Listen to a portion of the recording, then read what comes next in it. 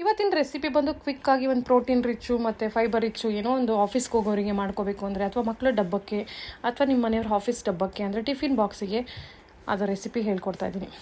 So ಇದು ಬಂದು 2 onion ತಿನ್ನ ಸ್ಲೈಸಾಗಿ ಕಟ್ ಮಾಡ್ಕೊಳ್ಳಿ, ಹಾಗೆ 2 ಕ್ಯಾಪ್ಸಿಕಮ್ನು ತಿನ್ನ ಸ್ಲೈಸಾಗಿ ಕಟ್ ಮಾಡ್ಕೊಳ್ಳಿ. ನಂತರ ಪನ್ನೀರು ಅಥವಾ ಟೋಫು ಯಾವುದಾದ್ರೂ ಹಾಕ್ಕೋಬೋದು. ಅದನ್ನು ತಿನ್ನ ಸ್ಲೈಸಾಗಿ ಕಟ್ ಮಾಡಿ ಸ್ವಲ್ಪ ಉಪ್ಪು ಉದುರಿಸಿ ಸಣ್ಣದಾಗಿ ಬಾಡಿಸ್ಕೊಳ್ಳಿ. ಅದಾದ ನಂತರ ಸ್ವಲ್ಪ ಒಂದು ಅರ್ಧ ಟೀ ಸ್ಪೂನಷ್ಟು ಅಚ್ಕಾರದ ಪುಡಿ ಹಾಕ್ಕೊಳ್ಳಿ. ನಂತರ ಮಿಕ್ಸ್ ಹರ್ಬ್ಸ್ ಅಥವಾ ಒರೆಗೆನೋ ಸ್ಪೈಸಸ್, ಇಟಾಲಿಯನ್ ಸ್ಪೈಸಸ್ ಹಾಕ್ಕೊಳ್ಳಿ.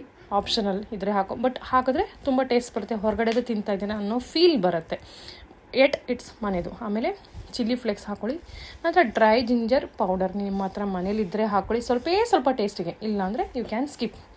ಅದಾದಮೇಲೆ ಸ್ವಲ್ಪ ನೀರು ಬಿಡಿ. ಯಾಕೆ ಅಂದರೆ ಎಣ್ಣೆ ಕಮ್ಮಿ ಹಾಕಿರ್ತೀವಲ್ವಾ, ಸೊ ಅದಕ್ಕೆ ಅದು ತಳ ಹಿಡಿಬಾರ್ದು ಅಂತ. ಅದಾದ ನಂತರ ನೀವು ಬೇಸಿಲನ್ನ ಕಟ್ ಮಾಡಾಕಿ, ಬೇಸಿಲಿಲ್ಲ ಅಂದರೆ ಕೊರಿಯಾಂಡರು, ಪುದೀನ ಅಥವಾ ಪಾಲಕು ಹಾಕೋಬಹುದು. ಸೊ ಅದಾದ ನಂತರ ನಾನು ಹೇಗೆ ಚಪಾತಿನಲ್ಲಿಟ್ಟು ಹೀಗೆ ಮಧ್ಯದಲ್ಲಿಟ್ಟು ರೋಲ್ ಮಾಡ್ತಾಯಿದ್ದೀನಿ, ಹಾಗೆ ರೋಲ್ ಮಾಡಿ. ಸೊ ಅದಾದ ನಂತರ ತವ ಮೇಲೆ ಇಟ್ಟು ಸ್ವಲ್ಪ ಎರಡೂ ಕಡೆನೂ ಕ್ರಿಸ್ಪಿ ಆಗೋ ಥರ ಬೇಯಿಸ್ಕೊಳ್ಳಿ.